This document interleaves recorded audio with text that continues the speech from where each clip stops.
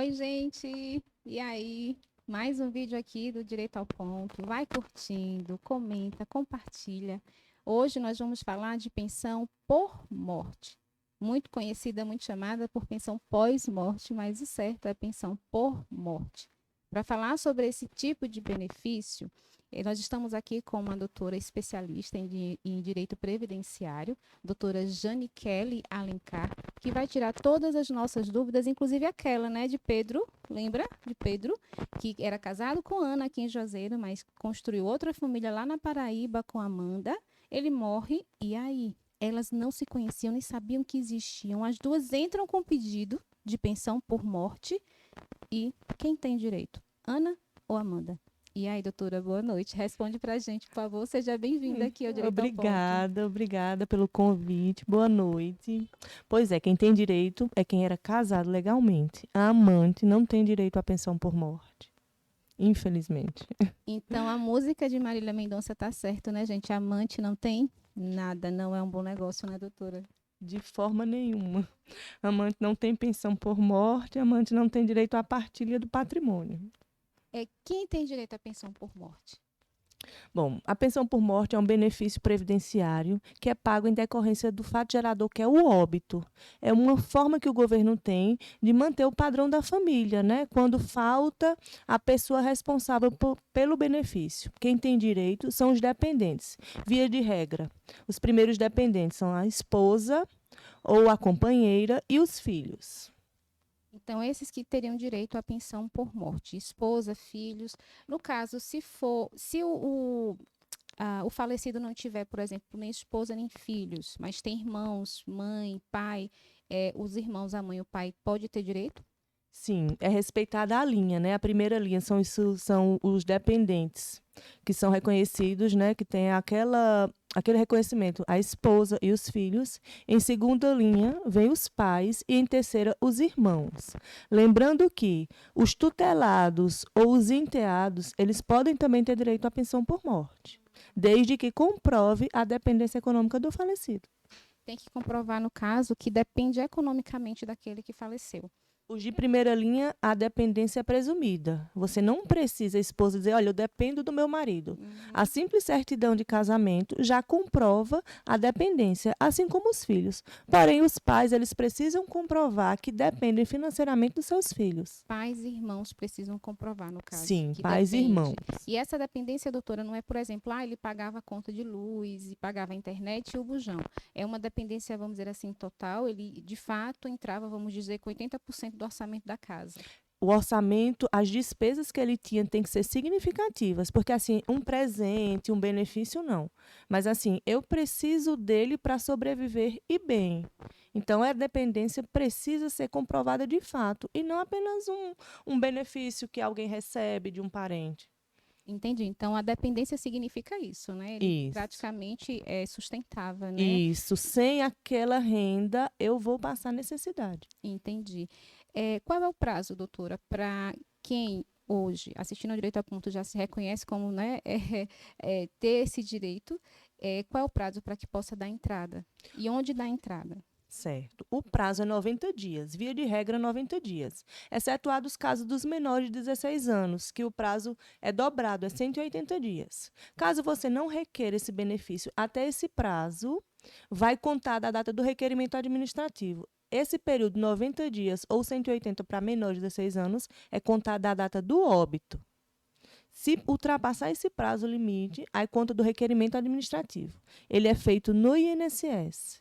Então, por exemplo, uma pessoa que passou os 90 dias, né, uma viúva que tem filho menor de idade, passou, vamos supor, 120 dias e ainda não deu entrada, né, no requerimento de pensão por morte do marido falecido, não vai ter nenhum dano, nenhuma punição, porque ela não foi nesse tempo que ela tinha de 90 dias. A única coisa que vai acontecer é, por exemplo, ela deixar de receber esse valor, né, durante esses 90 dias. Isso, o prejuízo vem, porque no caso dela, né, um dos filhos menores, vai para os 180 dias. Mas ela, esposa, caso não tivesse esses filhos, se ela ultrapassou esse limite, ela perdeu aí no mínimo 3 meses de salário e benefício.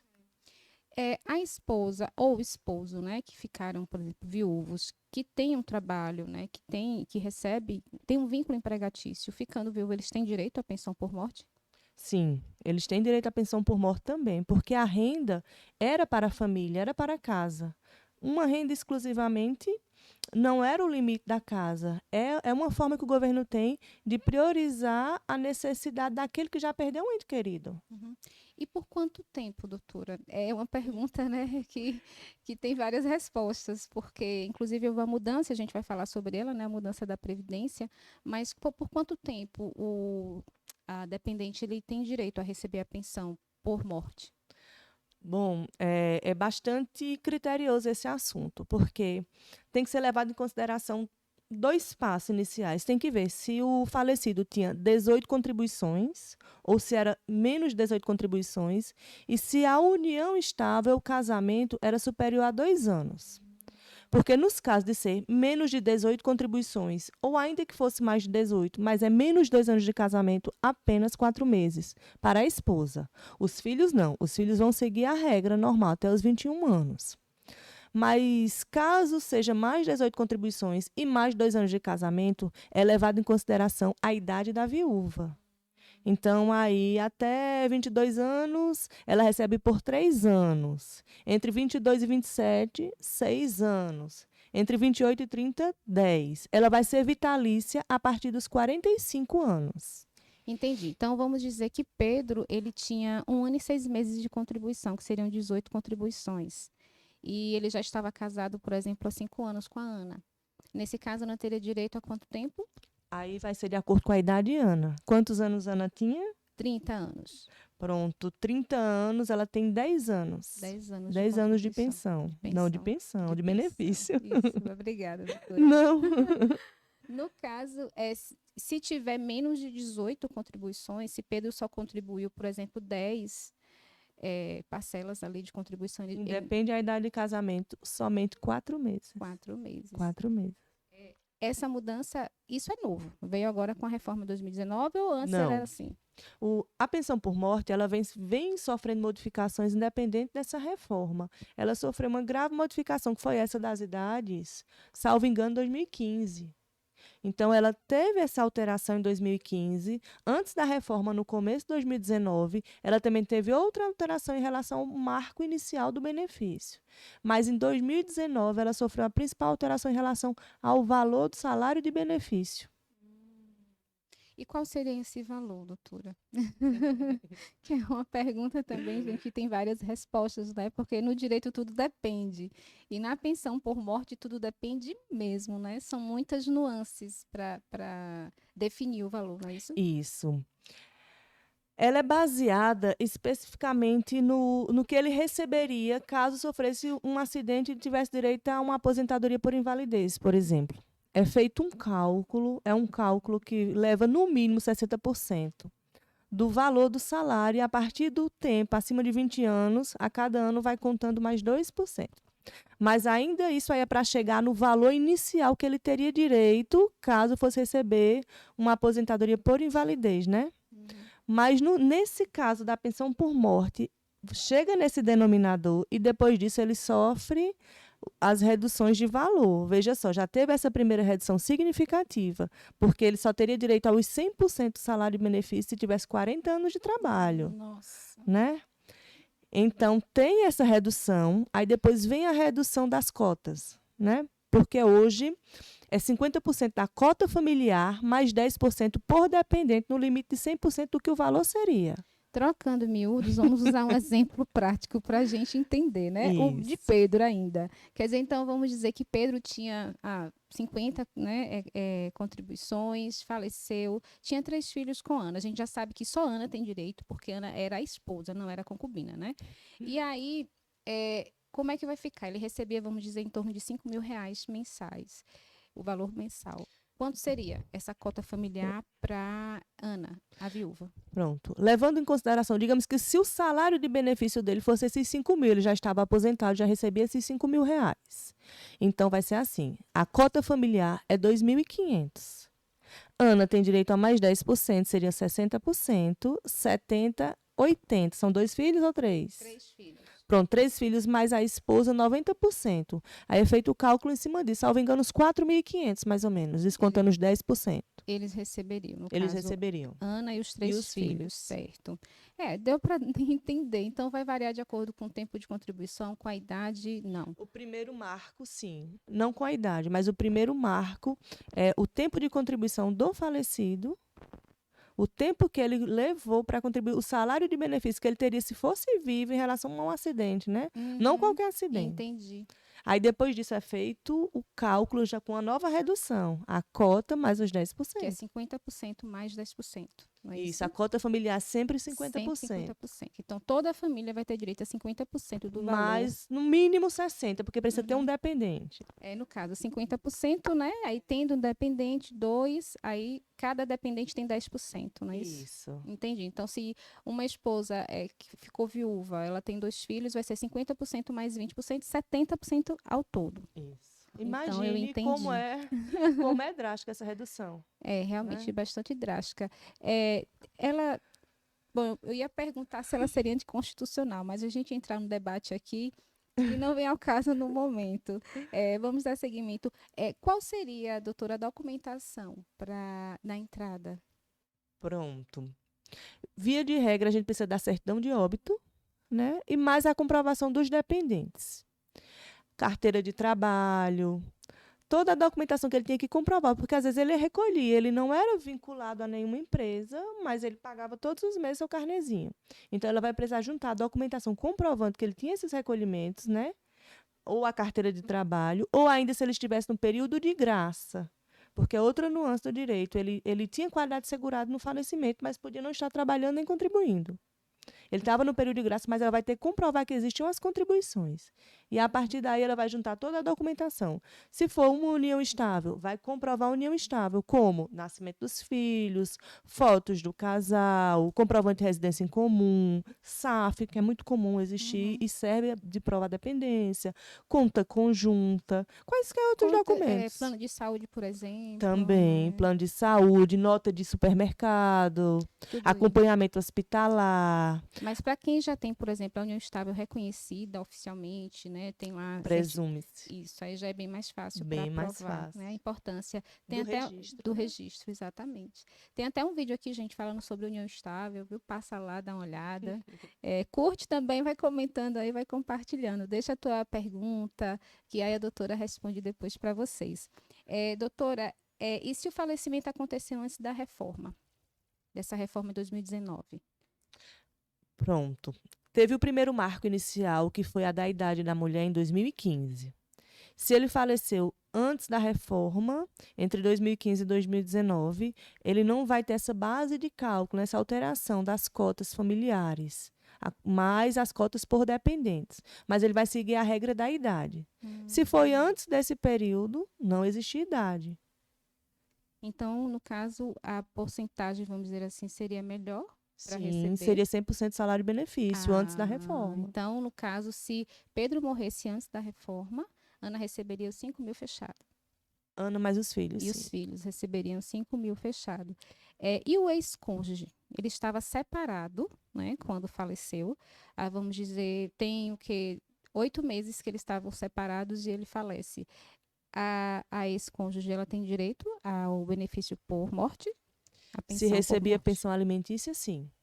Se estava recebendo pensão alimentícia no momento do óbito, ela tem direito à pensão por morte. Com decisão judicial, sim, tem direito à pensão por morte. Mas vamos dizer que já provisoriamente.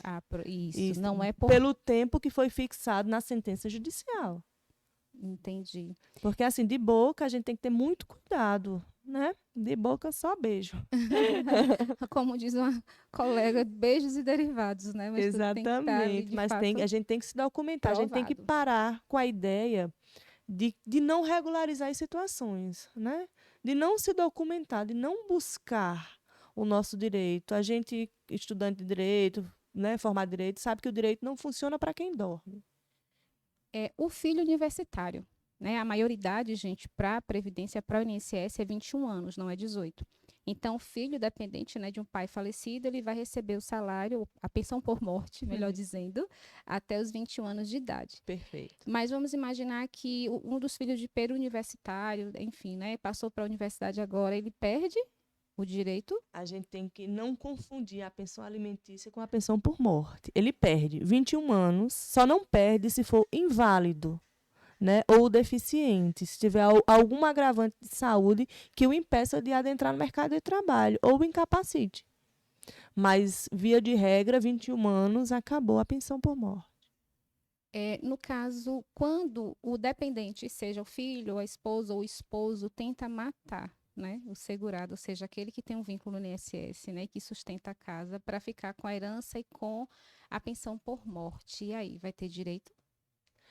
Com a sentença, né, Com a sentença condenatória, no caso. a gente estava conversando antes em relação a isso, com a sentença condenatória, que não cabe mais recurso, né, o que a gente chama de trânsito em julgado, que é tão difícil, ele perde sim o direito ao benefício. Quem tenta contra a vida nem tem direito à herança, né, do falecido, ou ainda que não venha a óbito, mas ele não tem direito à pensão, nem à herança. É um dos requisitos para você perder o seu direito. Entendi. Uma outra dúvida, e essa dúvida, gente, ela é muito frequente, vamos imaginar, João ficou viúvo, né? Ele já tinha, por exemplo, a partir de 44 anos, como a doutora explicou, quem ficar viúvo e o marido ou a esposa, né? O que morreu, tem mais de 18 contribuições, a pessoa recebe para a vida toda, não é isso, doutora? Isso, A pensão por 45 morte, anos. a partir de 45 anos. Até 44 são 20 anos de recebimento de pensão. Uhum. Se houver mais de 18 contribuições, e mais 45 anos, a pensão se torna vitalícia. Ou seja, a vida toda, né? Isso. Mas aí, por exemplo, o João já está em um outro relacionamento e ele quer oficializar, ele quer casar. Se ele casar, por exemplo, com Maria, ele vai perder a pensão? Não. Inclusive, ele não pode ter duas pensões. Morre Maria e morre Ana. Ele não pode ter duas pensões pelo INSS. Eu sugiro que ele procure um outro regime da esposa para poder ter direito a duas pensões, porque pode ser um estatutário, por exemplo, e uma pensão previdenciária, sim, mas duas vinculadas ao regime geral da Previdência, não. Certo, Salvo o caso, por exemplo, do filho. Ele pode ter o da mãe e o do pai. Mas, assim, por dois cônjuges, ele vai optar pela mais benéfica. Pela mais benéfica. E no caso, então, o João casando com Maria, ele não perde o benefício, né, que ele ficou recebendo pela morte de Ana.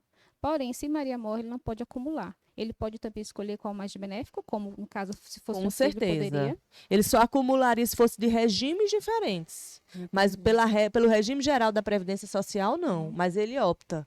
Por exemplo, ele tinha o de Maria, ela morreu, ele tinha 30 anos, ela vai receber só por 10 anos. Chegou nos 45, Ana morre, lógico que é mais benéfico receber para o resto da vida. Isso. Então, ele vai optar pelo que lhe favorecer melhor. Até financeiramente, a gente vai ver o cálculo do valor do benefício e entender se é melhor estar com uma que é R$1.000 ou uma que é 1.300, né? Uhum. A gente já está finalizando direito ao ponto de hoje, gente. Vai curtindo, comenta, deixa aí sua pergunta e compartilha. Essa é uma informação bem importante, gente, utilidade pública, viu? De interesse social. Vamos imaginar que um filho, né, o pai falece, ele fica recebendo a pensão por morte do pai. Passado um tempo, a mãe falece também, né? E aí ele escolhe a da mãe porque é mais benéfica. Não, o filho pode acumular. O filho... Ele não pode acumular da esposa, mas o filho pode ter do pai e da mãe. Isso. Aí, onde eu quero chegar? Obrigada, doutora. Desculpa. Porque é tanta informação que a muita gente... coisa. Né? Então, aí vamos imaginar que ele completa 21 anos, ele perde as duas pensões por morte, tanto do pai quanto da mãe. Mas vamos imaginar que um mês após a perca das pensões, porque ele ficou maior de idade para a Previdência, que são 21 anos, né, a maioridade da Previdência, e aí ele sofre um acidente, ele fica completamente paralisado, né? E assim não tem mais reversão o quadro, né? Fica em estágio vegetativo. Ele pode recorrer, ele pode tentar um retorno de uma das pensões? Judicialmente, sim. Na verdade, o inválido, o filho inválido, dependente, se a invalidez vier antes dos 21 anos, permanece. É vitalício para a vida toda. Não, é até a data que cessar. Se nunca cessar, vai ser para o resto da vida. Certo. Mas se essa invalidez, por exemplo, houve uma cirurgia, ele voltou a caminhar, ou então saiu do coma, aí ele conseguiu Recuperar. Exatamente, recuperar sua capacidade, esse benefício ele é cortado, mas caso não, vai ser para o resto da vida. Agora, Entendi. judicialmente, existe a possibilidade de você solicitar, ainda que seja pela dependência que você tinha. Mas, assim, judicialmente. E vai depender do caso, né? Caso Concreto. concreto. Cada caso é um caso.